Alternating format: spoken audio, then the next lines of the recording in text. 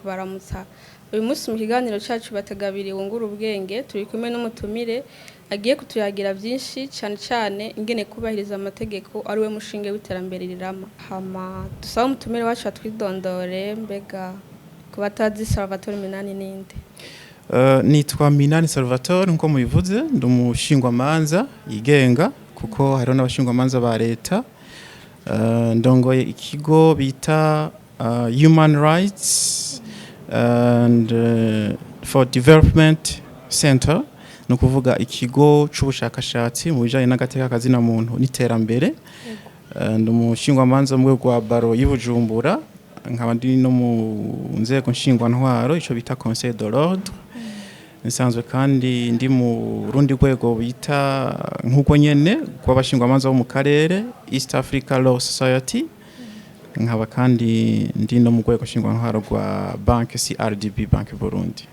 Bega nk'umunyamategeko iyo bavuze amategeko ko ariyo nkingi y'iterambere rirama ubutabizi yotahura iki? Ni kibazo novuga ko cagutse cyane mugabo umuntu afatiye kuturorero kumbure niho yo vyumva gusumba. Amategeko y'igihugu c'u Burundi canke ndetse no mu bindi bihugu ku isi nzima arategekanya ibintu byinshi ivyo abene gihugu barekuriwe bafitiye uburenganzira n'ivyo bategerezwa kenshi uzobisanga mu bwirizwa shingiro no mu mabwirizwa yandi canke amategeko aza yunganira iryo tuvuze dufatiye ku karoro k'ibwirizwa shingiro ryacu ry'u Burundi ugiye nko kuraba nko mu ngingo yaryo ya 200 niho bavuga yuko abanyagihugu canke abene gihugu bafise ivyo bategerezwa kandi bafise n'ivyo bafitiye uburenganzira. Aha tugatanga uturorero dufashe nk'akarorero k'ico bita uburenganzira bwo kuvyo bafitiye abanyagihugu canke abene gihugu barafite uburenganzira bwo gutunga ibintu bibegukira ico bita droit propriété no kuvuga urafise uburenganzira bwo gutunga inzu imodoka n'ikindi kintu cyose ubwo burenganzira nta muntu numwe ashobora kubukwaka kiretse mu bihe bimwe bimwe gusa barashobora kubwira bati ku bw'ineza y'igihugu aha hantu have tuhubaka ibitaro ico kirateganijwe n'amategeko ariko kandi bakabanza bakagushumbusha bakaguha igituma uhava umuzibukiro mu Kirundi hanyuma kandi kindi gihe n'igihe bavuze bati no gushira mu ngiro urubanza rwacitse kandi rwabaye ntabanduka aho arashaka kukwirukana ukava ahantu ariko muri rusangi ubwo burenganzira ni ntayegayezwa ni ntakomakoma nk'icyo rero ugifatiye ko kujanye n'iterambere iyo iryo tegeko ryubahirijwe iyo ngingo yubahirijwe birumvikana yuko umuntu afise ikintu afite uburenganzira akagitunga ashobora kugikoresha ico agomba cose muri rya terambere turiko turavuga ushobora kukigurisha cyangwa ukagikoresha ibindi mu byo bategerezwa notanga akarorero ko gutanga ikori gutanga ikori ni kimwe mu byo dutegerejwe iyo utanze ikori turazi ko igihugu bashobora kubaka amavuriro bashobora kubaka amabarabara bashobora kubaka ibitaro aho si n'irya terambere duhaye tuvuga iyo rero bikoze uba wubahirije amategeko hanyuma iterambere naryo rikakurikira iyo kandi na leta yubahirije amategeko mu kutirukana abantu aha nahari anye kuri kimwe natanga korera ubwa mbere rya terambere iraheza rikakurikira ni turero dukenya mu tundi twinshi noshobora gutanga kuri ico kibazo. Murakoze cyane mbega mu gihe amategeko atari karubahirizwa cyane nkuko bitegerezwa ubwo birashobora gutuma abene gihugu badatera imbere. Yego cyane iyo amategeko atari kubahirizwa abanyagihugu biragoye ngene batera imbere reka ntanga kandi karorero ryabwizwa shingiro nyene navuga riratanga uburenganzira bw'uko abantu baja hamwe bagashinga amashira hamwe canke bashikiriza ivyiyumviro bisanzuye ico twita le droit d'expression canke le droit d'association iyo rero nk'iryo tegeko ritari kurubahirizwa nkuko vyategerezwa birumvikana yuko abo bantu batagiye hamwe ryaterambere kuko vya vyiyumviro bizoza ari uko bagiye hamwe muri ryashira hamwe ryabo no ngahe wanyu murazi ko hari shira hamwe kumbure ivyo bitubahirije ngo abo bantu babareke baje hamwe bashikiriza ivyo vyiyumviro babisangire bahanahana ivyiyumviro ryaterambere rashobora guhungabana ico ni kimwe mu bindi vyinshi umuntu yoshobora kuvuga ariko muri rusangi nuko amategeko atubahirijwe iterambere ntirishobora gukwirikira. Yego. Imbega ni bande botegerezwa kubahiriza amategeko cyane cyane gusumba abandi kugira ayo mategeko abinkingi iterambere rirama by'ukuri? Muri rusangi umuntu wese ategerezwa kubahiriza amategeko ku rugero rwiwe kandi uko ayo mategeko nyene abimusaba. Reka duhere kuri leta yo nyene ubwayo. Leta nashaka nabwire ko ariyo ya mbere igomba kubahiriza amategeko. Ni nayo iyashiraho ariko kandi niyo igomba kuyubahiriza ubwa mbere. Uhereye mu kuyashiraho ikayashiraho yubahirije amategeko. Ivyo muravyumva, gushiraho amategeko ubahirije amategeko atawe ukandamije. Iyo bigenze ukundi no kuvuga leta ntiyubahiriza amategeko yonyene kandi ariyo ifise ingufu gusumba n'abandi bantu bose, birumvikana yuko n'abandi bose vyogorana ingene bayubahiriza kandi birumvikana ko najya terambere vyo hava bigorana ingene riza. Abanyagihugu basanzwe bategeza kubahiriza amategeko ku rugero rwabo, batubwiye bati nimutanga amakori tukayatanga, tutayatanze ni bimwe naherako ya terambere rizogorana. Umuntu wese muri rusangi ku rugero rwiwe kandi kuca amategeko ategekanya agomba kubahiriza amategeko. Mugabo nko mwabivuze muti ni bande bosumbye abandi, kumbone ngira ngo ni leta yofati ya mbere kuko leta mu kubahiriza amategeko biri ubwoko bwinshi. Hariho ukuyashiraho ikwirikije amategeko, hariho ukuraba ko ariko arakurikizwa yonyene kuko ni ibijejwe bicije mu nzego zibijejwe zirahari, haba igipolisi haba ubutungane, hanyuma kandi ni mu kuyubahiriza. Ego uyu munsi rwaruka rushigikiwe na nyene cyubahiro mukuru w'igihugu cy'u Burundi ruriko rurakora ibikorwa by'iterambere. Mbega amategeko yobakingira gute kugira bashike kuri iryo terambere bashaka gushikako? Ubwa mbere ho nibaza yuko kugira ngo bakore n'ivyo bikorwa canke umukuru w'igihugu wenyene abashigikire nuko ayo mategeko asanzwe ahari. Kuko urumva dufate nk'akarorero hageze yuko babaha ingurane irafisa hiva, nimba ari banki ibijejwe iyo banki yagiyeho hakurikije amategeko, ico ni kimwe. Hanyuma kugira ngo bigende neza gusumba nuko ayo mategeko ahari yo kubahirizwa, ayatari nayo kumbure yoza yunganira yandi agashigwaho kandi akabatomoye. Hari amategeko ashobora kuza mugabo ugasanga harimo agahaze cyangwa ugasanga ntatomoye ku buryo abo yerekeye badashoka bumva neza ivyo ari vyo, ivyo bategerezwa n'ivyo bafitiye uburenganzira bikaba bitomoye neza. Reka dufatire nk'ico c'ingurane kuko abo bajene kenshi nibaza yuko ari ukubaha ingurane iyo batanze imigambi yizwe neza kandi ifise akamaro. Iyo bidatomoye neza ko ayo mafaranga ari ingurane ntibibe biboneka, barashobora kwibaza yuko ari amafaranga babagabi kuko hari ingurane, hari ingabire, hariho n'ibindi bivana n'iciteko ryavuze bakayadya.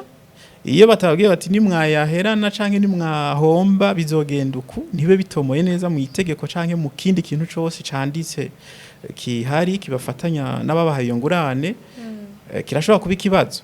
Muri rusange rero ayo mategeko yogomba kuba atomoye neza kandi iyo adatomoye naho bakabirondera bakayatomora ababijejwe. Rimwe na rimwe hari igihe usanga amategeko atubahirijwe. Mbega nka mwebwe musanzwe muri mu vy'amategeko agaki gahaze imvo nyamukuru ituma rimwe na rimwe usanga amategeko atubahirijwe? Ibituma amategeko atubahirizwa ni vyinshi cyane kandi abidondagure. Hariho kutamenya, umuntu ashobora kutubahiriza amategeko kubera atayazi, ariko ubundi nta muntu n'umwe yagomba kuvuga ko atazi amategeko. Ivyo nivyo batwigije kuva kera no ku baromani niyo amategeko yahereye. Nta numwe ushaka kuvuga ko atazi amategeko kugira ngo abigire urwitwazo gukuyarenga, ariko niko biri kuko murabizi yuko nk'abarundi benshi cyane batazi gusoma no kwandika. Ayo mategeko nayo menshi abayanditse. Ivyo rero kutayamenya ni kimwe, hanyuma kuvyiyobagiza kandi babizi ni kindi. Hari abavyiyobagiza bakavuga bati reka ndabikora ukunye kugira ngo ndonke inyungu ziwanje. Ubundi itegeko ntiriza ku nyungu y'umuntu umwe, itegeko riza muri rusangi, c'est pour l'intérêt général nko babivuga, ku nyungu za bose. ariko hari abavuga bati izi nyungu za bose kandi azica uruhande nirondera ivyanje hanyuma mbone kuronka inyungu. Hariho kandi n'abayarenga kugira ngo kumbure nabivuze kubera inyungu zabo cyangwa kubera kutamenya, ariko hariho n'abayarenga kubera ko abajeje kuyashira mu ngiro bo nyene basamara badahana bikwiye kumbure. Umuntu akavuga ati narabonye nanaka yarabikoze ntaco bamugize, yarivye miliyoni amajana yarafunzwe yinga rimwe hanyuma caritahira, canke niyo nafunzwe no gufungwa reka yo najewe nibe nze kwiyungunganya niyo nafatwa ndashobora kuzotanga igice cayo canke ca kane ayandi nayo ndayakoresha. Ugasanga ibintu nk'ivyo nivyo bituma abantu batubahiriza neza amategeko. Hakaba rero na kamere k'abantu, hari abantu basanzwe baremwe uko nyene batigera bubahiriza itegeko canke ikindi kintu cose kubera ariko bameze.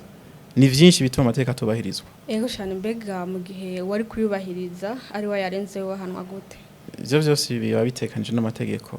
Kugira ngo umuntu ahanwe n'amategeko nuko ayo mategeko nyene aba yarabitegekanije.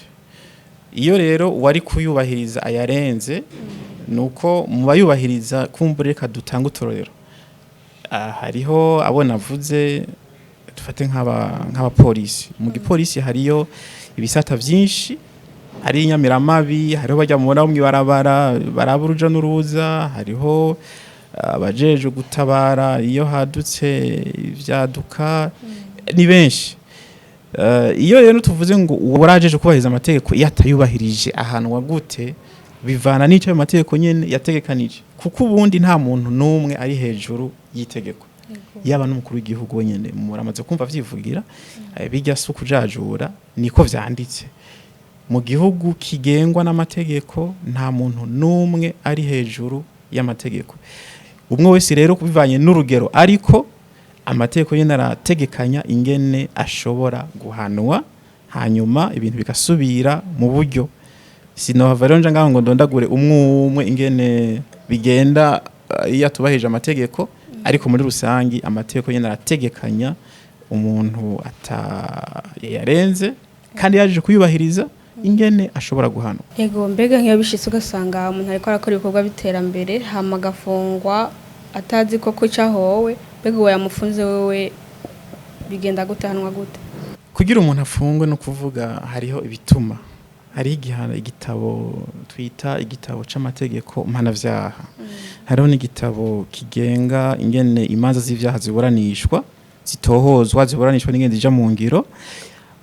Kugira ngo umuntu bamufate kenshi nuko baba bamwikeka ko icaha kanaka bagira batohoze. Akavuga bati reka tukujana imbere y'inyamiramabi, tukujana imbere y'umushikiriza manza muri parke kugira ngo bagire amatohoza. Ivyo rero birakunze gushika kenshi, bagafata umuntu bakamujana hanyuma y'amatohoza kanahera bagasanga icaha kuko hariho ibimenyetso simusiga vyotuma bamujana imbere ya sentare, canke bagasanga nta kintu na kimwe kihari cotuma uyo muntu aje imbere ya sentare ngo hano. Nico ca kabiri mvuze, uyo muntu agataha kubera ko yari mu mvo z'amatohoza. Ataha uko nyene, amategeko y'igihugu ntatomora neza indishi ashobora kuronka kuko bazokubwira bati twari twamufashe ku mvo z'amatohoza. Hanyuma birumvikana ko haba hariho uruhombo runini ku gihugu. Nk'umuntu yari mu rudandazwa agaca afatwa nk'ukwezi kose, agaca yugara butike yiwe canke irindi shirahamwe, ico onye urumva ko ari ikintu kibi cane. Ariko ubundi vyagomba yuko uyo muntu nawe mu nyuma ashobora gushinga urubanza akavuga ati jewe ndavye ivyo natakaje kijya gihe kubera umwikeko, akabiharura neza agaca yitwara akitwarira, kubera ko aba yapfunzwe n'inzego za leta muri rusangi. Izo nzego ziriko zikora zishira mu ngira amabanga zahawe na leta, uyo muntu yagomba guca yitwarira leta yo nyene kuko uyo muntu niwe aba yakoze ku izina ryayo. Hanyuma amaze kuyitwarira urubanza rugacika. Nabwiye ko ata muntu umwe ari hejuru y'amategeko, na leta yo nyene hejuru y'amategeko. Baricira urubanza kandi rashobora gutsindwa. Iyo itsinzwe rero uwo muntu yacaronka indishi yakababara. Hanyuma iyo bishitse bagasanga wa muntu ku gatwe kiwe yakoze mu guhagarika uyo muntu arenza amategeko, leta yo nyene yacigomba kuza kuyo muntu ikamubwira iti burya waraduhombeje baratwitwariye turatsindwa wakoze akazi nabi amafaranga twatanze yasubize aje mu kigega ca leta nico twita action récursoire no kuvuga ko leta ifise uburenganzira bwo kwitwarira umukozi wayo yakoze nabi hanyuma agasubiza ivyo leta yahomvye. Birashika ugasanga uyu nuri haba mu gwaruka ruriko rakora imigambi yo kwiteza imbere ugasanga ntiruza amategeko akingira koko ivyo bariko barakora mbega aho kugira n'utaza amategeko wese ayamenye. Ico kugwa cambere nibaza ko kimwe ni nkibi muri ko murakora ku radio cyangwa kumbonesha kure gutegekanya ibiganiro naho byo bari bigufi mu ndwi harimwe n'imiburiburi bivanye na cyo no kwita teme canke icivugo cy'uyo munsi abariko barabakurikirana bakagira ico bahakuye. Ivyo ndabivuga kubera ko amategeko menshi aranditse abarundi nabo namaze kubivuga benshi ntibazi gusoma no kwandika ariko barumva kandi barabona imbonesha kure barayibona iradio barayumva ico ni kimwe cofasha. Ikindi nuko mu mashure kuva kumbura mu mashure yisumbuye niho nibaza abo vyumva gusumba kubandanya hariho ibintu bimwe bitegerezwa canke vyotegerezwa kujamwo bikigishwa kugira ngo uburenganzira bw'abantu babumenye. Hariho umuntu gushika ubu atazi yuko afashwe n'umupolisi kubera bamwagirije icaha afise uburenganzira bwo guhora gushika ari uko umushingwamanza wiwe ahashitse kuko hajya utanguye kuvuga niho ushobora kuvuga ibitari vyo niho ushobora no kwibeshera. Sindi ko ndavuga ngo abantu ngo boca bahora bakaya kuvuga ukuri mugabo amateka aratomoye neza ufashwe muri parke utari kumwe n'umushingwamanza wawe urafise uburenganzira bwo guhora gushika uyo onye ashitse kugira gufasha mu by'amategeko. Muri make rero nivyo mbonesha kure amaradiyo harimo mu mashure hanyuma n'abategetsi bacu badutwara ababishoboye boza barabicishamwo kenshi bakaza barabivuga ibishoboka kandi ivyo bazi kuko nabo nyene singombwa ngo babimenye vyose bivana n'igisata umuntu arimwo. Yego dufatiye ku mwidondoro mwaduhaye ibyo mukora canke ibyo mwagiye murakora mabanga mujeje mwagiye murarangura nakahe kabijya mwibonye ko canke muyizi ko munyina tawunda kazi.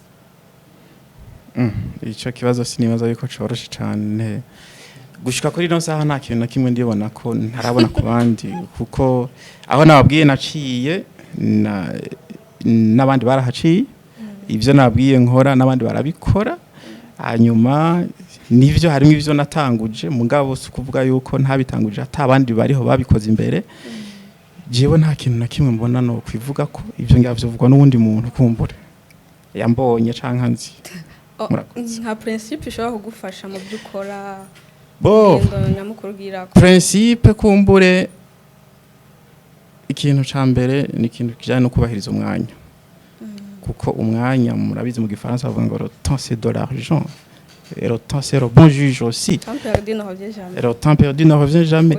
Umwanya ubahirije uraronka ibintu byinshi cyane kandi umwanya ni ubutuma ibintu vyose kuri inosi bihinduka. Iyo batubwiye umuhero w'isi ni kibazo cy'umwanya gusa. Iyo batubwiye ubuzima tumara imyaka dufise ni kibazo cy'umwanya cyonyene gusa.